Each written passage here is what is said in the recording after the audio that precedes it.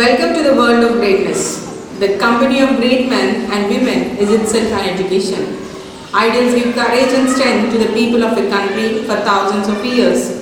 To understand them is to educate oneself.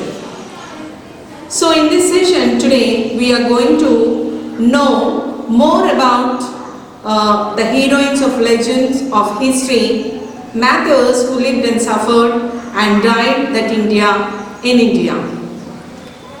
So in today's class, we are going to know more about Dr. C.V. Raman. One day, in 1903, Professor Elliott of Presidency College, Madras, saw a little boy in his BA class. Thinking that he might have stayed into the room, the professor asked, "Are you a student of BA class?" "Yes, sir," the boy answered. "Your name?" "C.V. Raman." This little incident made the 14-year-old boy well known in the college. The youngster was later to become a world-famous scientist, a child genius. Tiruchirappalli is a town on the banks of River Kaveri. Chandrasekhar Iyer was a teacher in a school there. He was a scholar in physics and mathematics. He loved music. His wife was Parvati Ammal. The second son was born on 7th November in the year 1888. They named the boy Venkataraman. He was also called Chandrasekhara Venkataraman or C.V. Raman. Raman grew up in an atmosphere of music, Sanskrit, literature and science. He stood first in every class and was talked about as a child genius. He joined the BA class of the Presidency College. In the year 1905, he was the only boy who passed in the first class. He won a gold medal too. He joined the MA in the same college and chose physics, study of matter and energy, as the main subject of study. Love of science, enthusiasm for work and the curiosity to learn new things were natural to Raman. Nature had also given him the power of concentration and intelligence. He used to read more than what was taught in the class. When doubts arose, he would set down questions like how, why, what, is that true, is in the margin in the textbooks. The works of German scientist Helmholtz in the year 1821 to 1891 and the English scientist Lord Rayleigh 1842 to 1919 on acoustics, the study of sound, influenced Raman. He took immense interest in the study of sound. When he was 18 years of age, one of his research papers was published in the Philosophical Magazine of England. Later, another paper was published in the scientific journal Nature. Officer scientist Raman's elder brother C.S. Iyer was in the Indian Audit and Accounts Service, that is IAAS. Raman also wanted to enter the same department. So, he sat for the competitive examination. The day before this examination, the results of the MA examination were published. He had passed in first class, recording the highest marks in Madras University up to that time. He stood first in the IAS examination also. On May 6, 1909, Raman married Lokasundari Ammal. At the age of 19, Raman held a high post in the government.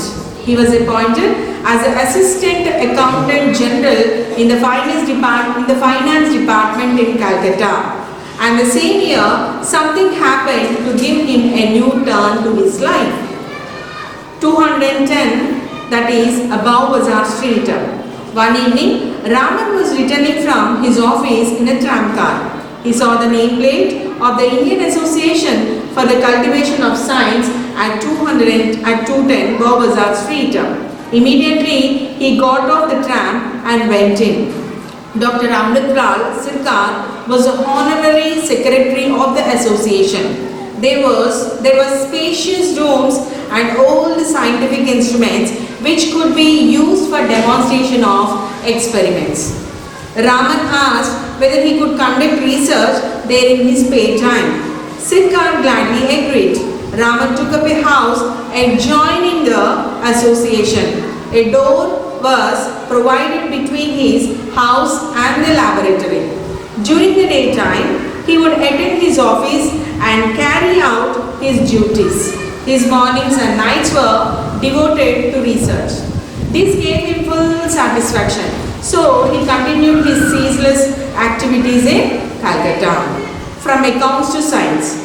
At that time, Burma and India were under a single government. In the year 1909, Raman was transferred to Rangoon, the capital of Burma. When Chandrasekhar Iyer passed away in the year 1910, Raman came to Madras on 6 months' leave. So after completing the last rites, Raman spent the rest of his leave period during research in the Madras University laboratories. The Science College of Calcutta University was started in the year 1915. There a chair for physics was established in memory of Taraknath Palit, a generous man. Raman was appointed professor. He sacrificed the powerful post in the government which brought a good salary. The Indian Science Congress was started in 1913. Its aim was to bring together scientists engaged in research. They should meet and exchange ideas. Its first session was held in 1914. Later, he worked for many years as a secretary of the Science Congress. He presided over its annual sessions in 1929 and also in the year 1948. Professor Raman. In the year 1917, at the age of 29, Raman became a Palit professor. He continued research along with a new assignment. Raman was very deeply interested in musical instruments such as veena, the violin, the mridangam and the tabla. He began to work on them. Around 1918, he explained that complex vibrations of the strings of music, characteristic tones emitted by the mridangam, the tabla, etc. Amritlal Sirkar, who was devoting all his time to the welfare of the Indian Association for the Cultivation of Science, passed away in 1990. Professor Raman became its honorary secretary. 2 laboratories, those of the college and the association, were under him, and this gave him a new stimulus to the researches. And this, both his body and his mind could do all the work that had to be done. Many students came to him from different parts of the country for postgraduate studies and research. 210 Baobazar Street and the University Science College Laboratory, these became the active research centers of India. Mitra, who became famous later, worked at these centers. The great teacher. That was a time when Raman was completely immersed in experiments and research. According to the terms of Palit chain, he could have remained free from teaching work, doing research only. But Raman had great pleasure in teaching. Students were inspired by his lectures. They were eager to listen to him. He could not stick to one particular textbook. His lectures brought the fragrance of fresh research. They reflected Raman's great curiosity about the secrets of nature. Usually, the lecture was an hour duration. Forgetting the time in the discussion of the subject, Professor Raman would sometimes lecture for 2 or 3 hours. Any doubt or question from a student would stimulate new scientific ideas. Not a minute to waste. Absorb the experiments. It was not unusual for him to forget food and sleep. Sometimes, working late at night, he would sleep in the laboratory on the tables. In the mornings too, most of his time was spent in the laboratory. He worked in informal clothes. At 9:30 a.m., he would rush home. After a shave and bath, he would dress up and send for a taxi. He would finish his breakfast in 2 or 3 minutes and get into the taxi, racing over a distance of 4 miles. He would reach the class on time. He never wasted his time. In England, the Congress of the Universities of the British Empire met in 1929 in London. Raman went to England as the representatives of Calcutta University. This was his first visit abroad. Raman lectured in the Physical Society of London. People came in large numbers to listen to him. He was introduced to J.J. Thomson and Ernest Rutherford, the famous English physicist. Raman visited St. Paul's Church in London. A whisper at one point of the church tower is heard clearly at another point. This effect, produced by the reflection of sound, aroused by the curiosity. The blue of the sea. Raman's journey to England and back way by sea. In his leisure hours, he used to sit on the upper deck of the ship and enjoy the beauty of the vast sea.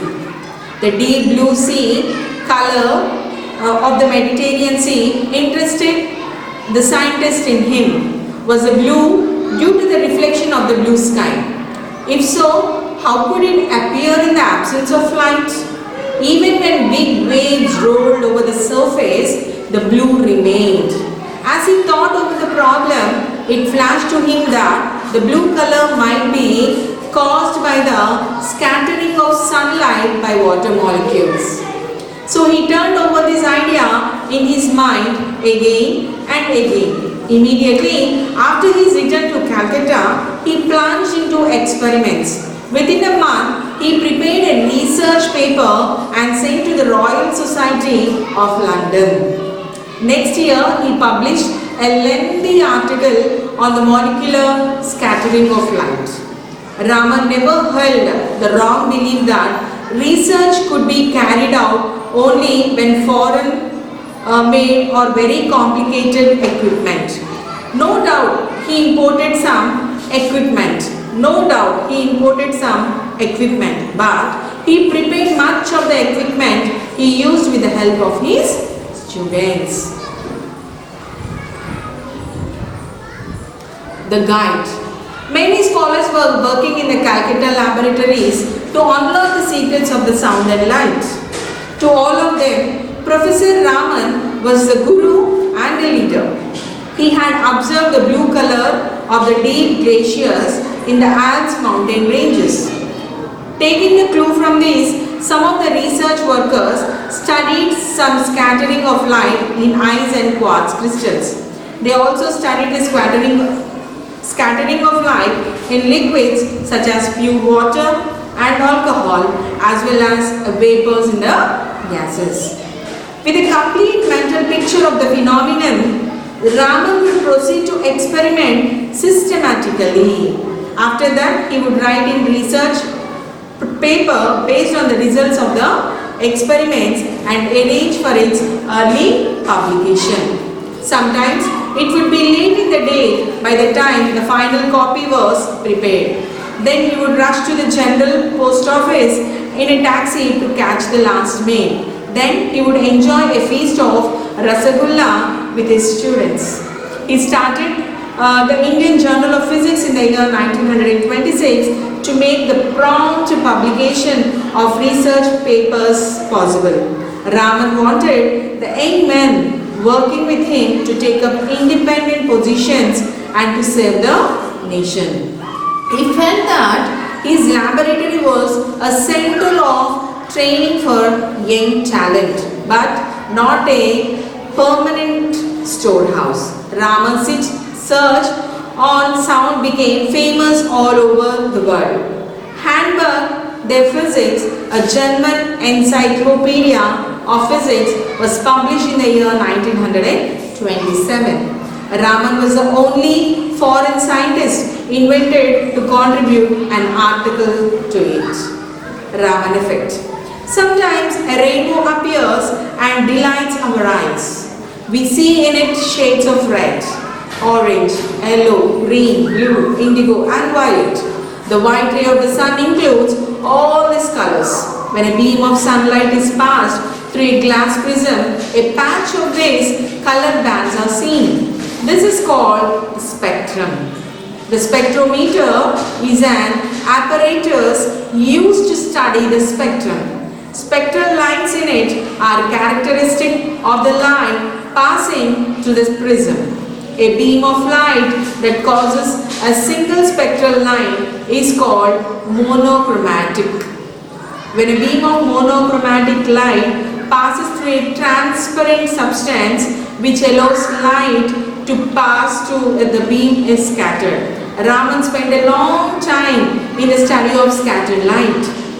On February 28, in the year 1928, he observed two low-intensity spectral light corresponding to the incident monochromatic light.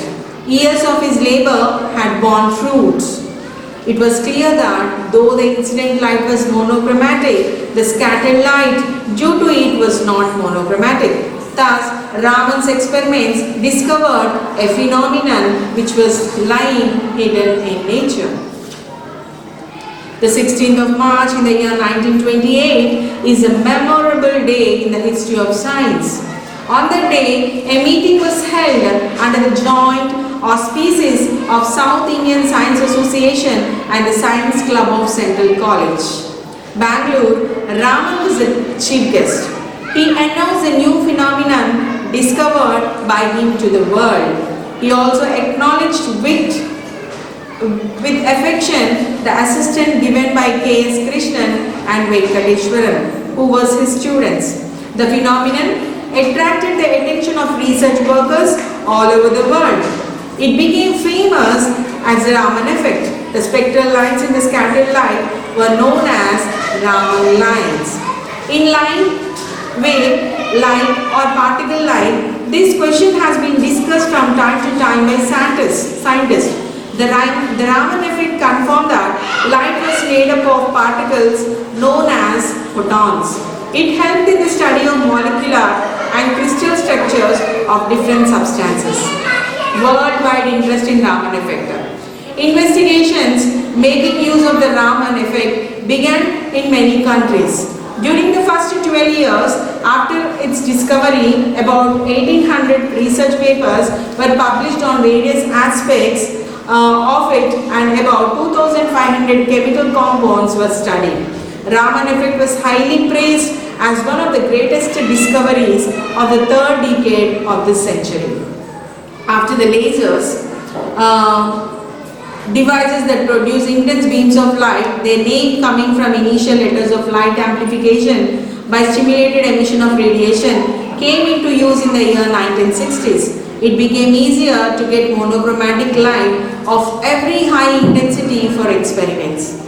This brought back scientific interest in Raman effect, and the interest remains alive to this day. The world honors Raman. Raman received many honors from all over the world for his achievement. In 1928, the Science Society of Rome awarded the medal. In 1929, the British government knighted him. Thereafter, Professor Raman came to be known as Professor Sir C.V. Raman. The Royal Society of London awarded the huge medal in 1930. Honorary doctorate degrees were awarded by the University of Freiburg, that is from Germany, Glasgow from England, Paris, France, and Bombay, Benares, Dhaka, Patna, Mysore, and several others. The Nobel Prize too.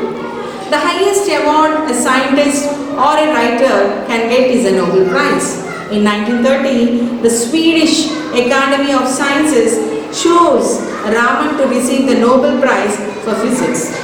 No Indian and no Asian had received the Nobel Prize for Physics up to that time. At the ceremony of the award, Raman used alcohol to demonstrate the Raman effect. Later, in the evening, alcohol drinks were served at the dinner. But Raman did not touch them. He remained loyal to the Indian traditions. A keen eye. However, mind you, the results of the experiment, they could not escape the searching eyes of Raman. and his mind retained every detail of what he observed. An incident which took place at Walter, the seat of Andhra Pradesh University, may be mentioned. After the discovery of the Raman effect, spectra of different substances were being studied there. On one of his visits there, Raman found the research workers puzzled and at not getting the expected spectral lines. Raman examined the plate containing the spectrum of exclaimed with joy. That there it is, you see. He immediately got a projector and made the weak spectral lines clearly visible on the wide screen in Bangalore.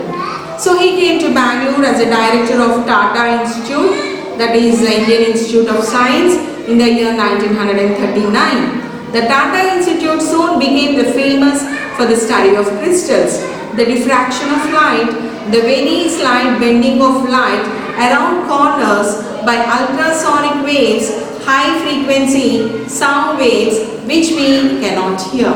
In a liquid was elegantly explained by Raman and Nagendranath. This became known as Ramnath theory.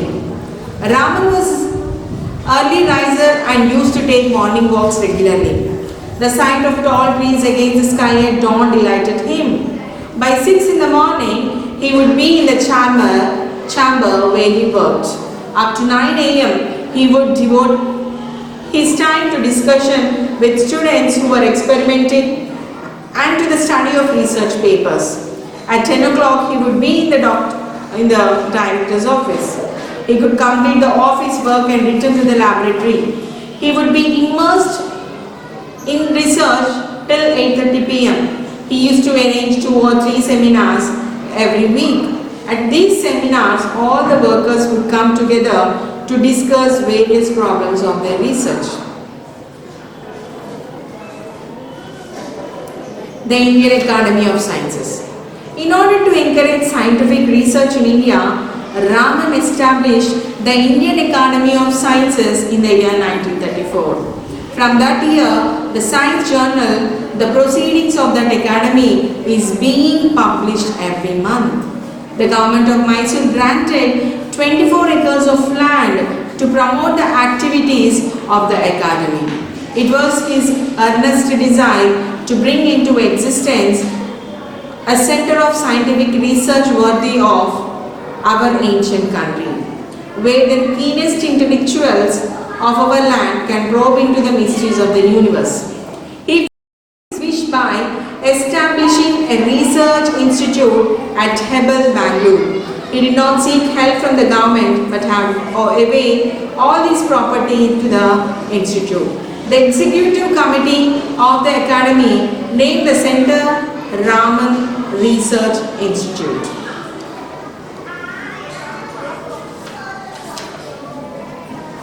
Interest in music. Raman was a great lover of music.